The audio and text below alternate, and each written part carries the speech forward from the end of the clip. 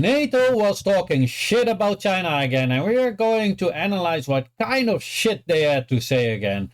Anyway, this is your favorite half Chinese. And yeah, give it a like before you start puking and forget to give it a like. So they say NATO does not see China as an adversary. Big lie. We must continue to engage with Beijing to tackle today's global challenges, including nuclear proliferation and climate change. Well, climate change is only a talking topic in the governments of NATO states to harvest votes. They can harvest all these votes over and over again, and they're actually not doing anything with it anyway.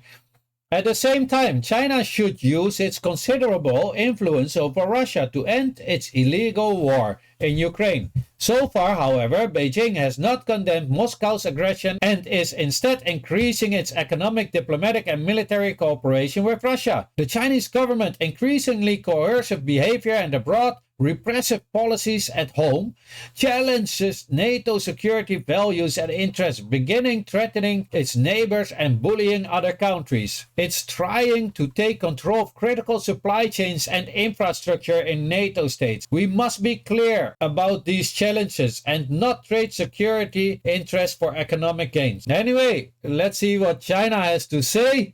北约峰会公报有关内容混淆是非、颠倒黑白，充满冷战思维和意识形态偏见，中方对此坚决反对。冷战已经结束了30多年，作为冷战产物的北约却依旧保持零和博弈对抗思维，无视国际社会和平发展、合作共赢的呼声，逆潮流而动，开历史倒车，不得人心，也注定不会得逞。北约声称是区域性组织，却突破自身条约规定的地理范围，加速东进亚太。北约自称是防御性联盟，却鼓动成员国不断增加军费，不停越界扩权，到亚太地区挑起对抗。北约宣称要捍卫基于规则的国际秩序，却无视国际法和国际关系基本准则，干涉别国内政，卷入多场战争，贩卖安全焦虑，唯恐天下不乱，执迷于搞小圈子和集团政治，强化意识形态对立和阵营对抗。中国是世界和平的建设者，全球发展的贡献者，国际秩序的维护者，公共产品的提供者。中方坚定维护以联合国为核心的国际体系，以国际法为基础的国际秩序，以联合国宪章宗旨和原则为基础的国际关系基本准则。在和平与安全问题上，中国是记录最好的大国。我们从未侵略别国，从不搞代理人战争，不在全球开展军事行动，不以武力威胁他国，不输出意识形态，不干涉别国内政。我们不组建、不参与军事集团，通过法律形式对外宣布不以武力解决问题。中国何来对北约构成系统性挑战呢？亚太地区保持长期繁荣稳定，靠的是地区国家相互尊重、开放合作、互利共赢、妥处分歧。北约东进亚太只会搅动地区紧张局势，引发阵营对抗，甚至新冷战。亚太国家不欢迎，很多北约国家不赞成北约亚太化，亚太地区也不需要亚太版北约。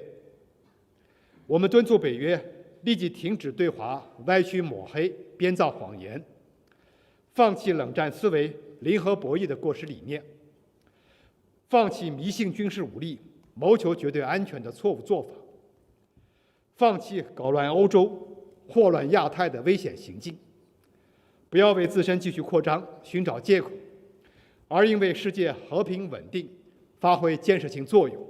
So it's a lot of BS accusing China of a lot of things what they are actually not doing, but on the contrary, what NATO is doing. At the same time, China should use its considerable influence over Russia to end its illegal war in Ukraine. First of all, when did NATO start to have problems with illegal wars? That's a really good question we should ask, right? That's the first thing. Because all the wars that they started were illegal. Second, China has no influence over Russia. Russia is a sovereign state. It's nothing to do with China, other than that they are neighbors. And they did try to end that war with the 12-point peace plan. However, when Russia accepted the plan, it was the UK who started sending depleted uranium shells to Ukraine. And by doing that, they destroyed the whole peace plan. So don't blame China for that. So far, however, Beijing has not condemned Moscow's aggression, and they don't have to.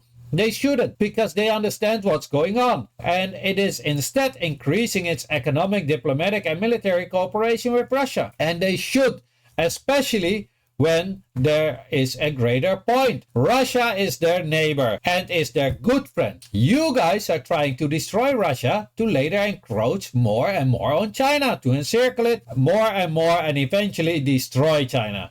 Don't you think that when I know that China also knows that? The Chinese government increasingly coercive behavior abroad and repressive policies at home challenges NATO's security values and interests. We'll be glad they don't have the same values and interests as NATO. Because if they had, they would be running around the globe starting wars everywhere. Beijing is threatening its neighbors and bullying other countries. Name an example. They are not bullying other countries and they're certainly not threatening other countries. Nobody is being threatened by China, not a single country. And if they did, they would let you know. This would be milked out in the media as if there is no tomorrow. So yeah, the fact that it is not happening says already a lot. It is actually the NATO states that are bullying the people in the South China Sea, having their fleets sailing in the South China Sea in front of China, having their military airplanes constantly flying in China's air defense identification zone. And now it's going to be hilarious. It is trying to take control of critical supply chains and infrastructure in NATO states. This is hilarious. What are they doing? Are they sending their army? If not, then how are they? Trying to take control? Are they buying those roads? Are these roads for sale? Are those ports for sale? Are the airports for sale? I mean, it's too ridiculous to even say. And what supply chains are those supply chains coming from? China? They always talking a bunch of load and it sounds really credible, but when you really think about it, it's just a bunch of air. We must be clear about these challenges and not trade security interests for economic gains. NATO states that's what you've always been doing. Fighting for American corporate economic gains, trading in your own security interests of your own citizens, and therefore NATO should be ashamed and be prosecuted for its war crimes and undeserved illegal aggression towards those countries. Thank you for watching. Leave it a like, comment, share, and do all that fun stuff. And if you have not yet, then please follow also my other social media. Thank you. I see you in the next video.